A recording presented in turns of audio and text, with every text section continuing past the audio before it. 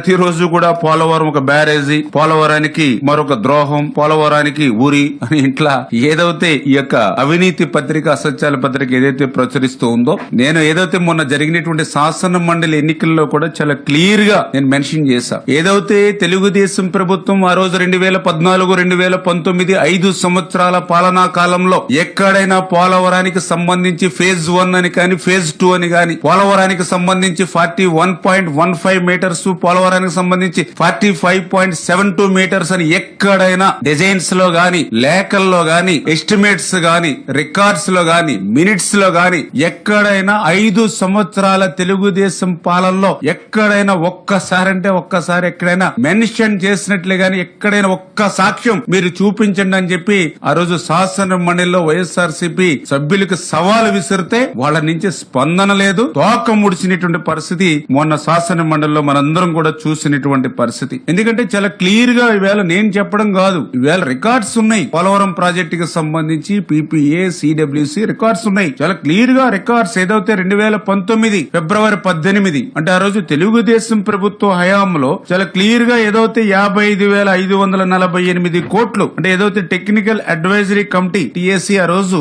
55,548 కోట్లు అక్షరాల ఆ రోజు ఆమోదించడం జరిగింది. అంటే అప్పటి వరకు ఎక్కడా కూడా ఫేజ్ 1, ఫేజ్ 2, 41, 45 అనేటువంటి ఉద్దేశమే ప్రభుత్వానికి లేదనేది చాలా క్లియర్ గా తేటతెల్లమవుతున్నటువంటి పరిస్థితి. దీన్ని బేస్ చేసుకుని తర్వాత జగన్మోహన్ రెడ్డి ప్రభుత్వంలో కూడా 2020 ఆ రోజు కూడా 47,617 కోట్లకి రివైజ్డ్ కాస్ట్ కమిటీ కూడా ఆమోదించింది. అంటే ఏదైతే తెలుగుదేశం ప్రభుత్వ హయాంలో ఆమోదించినటువంటి టెక్నికల్ అడ్వైజరీ కమిటీ ఏదైతే ఆమోదించిందో దాన్నే RCC కూడా మళ్ళీ 47,617 కోట్లకి అంటే ఏదైతే కుడి కాలువ, ఎడమ కాలువ యొక్క నీటి సామర్థ్యాన్ని తగ్గించి తద్వారా 47,617 కోట్లకు ఆ రోజు ఆమోదించినటువంటి పరిస్థితి. అంటే చాలా క్లియర్ గా ఏదైతే పోలవరం ప్రాజెక్టు చరిత్రలో ఆ రోజు చెన్నారెడ్డి గారి దగ్గర నుంచి, రాజశేఖర రెడ్డి గారి దగ్గర నుంచి, లేదా చంద్రబాబు నాయుడు గారి దగ్గర నుంచి ఎక్కడా కూడా ఫేజ్ 1, ఫేజ్ 2, 41, 45 అనేది ఎక్కడా లేదు అనే